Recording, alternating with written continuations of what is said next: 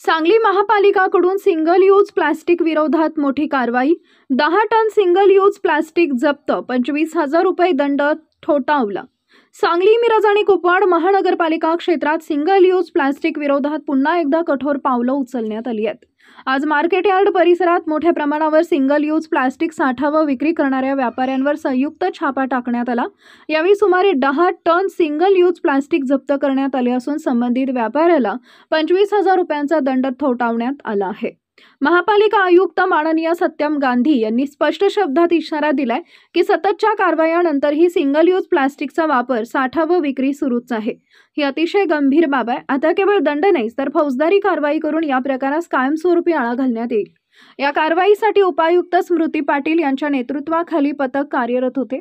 त्यांच्यासोबत वैद्यकीय अधिकारी डॉक्टर रवींद्र ताटे, स्वच्छता अधिकारी याकूब मद्रासी, अतुल आठवले यांनी समन्वयाने ही कारवाई केली।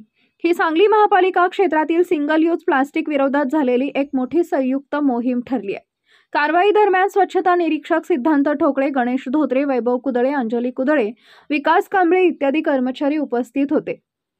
सांगली महापालिका व MPCB महाराष्ट्र प्रदूषण नियंत्रण मंडळ यांच्या संयुक्त प्रयत्नातून शहराला प्लास्टिक मुक्त करण्याचा निर्धार पुन्हा अधोरेखित करण्यात आलाय। महापालिकेचा नागरिकांना संदेश: सिंगल यूज प्लास्टिक वापर टाळा, पर्यावरण रक्षणात आपले योगदान द्या। आज आपण मार्केट यार्ड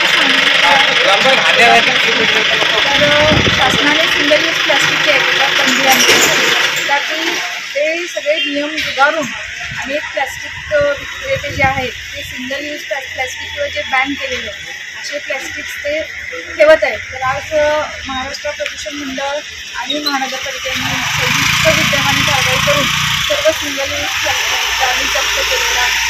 तसेच दंडात्मक किंवा जी आवश्यक कारवाई ती पुढील प्रमाणे करण्यात येईल।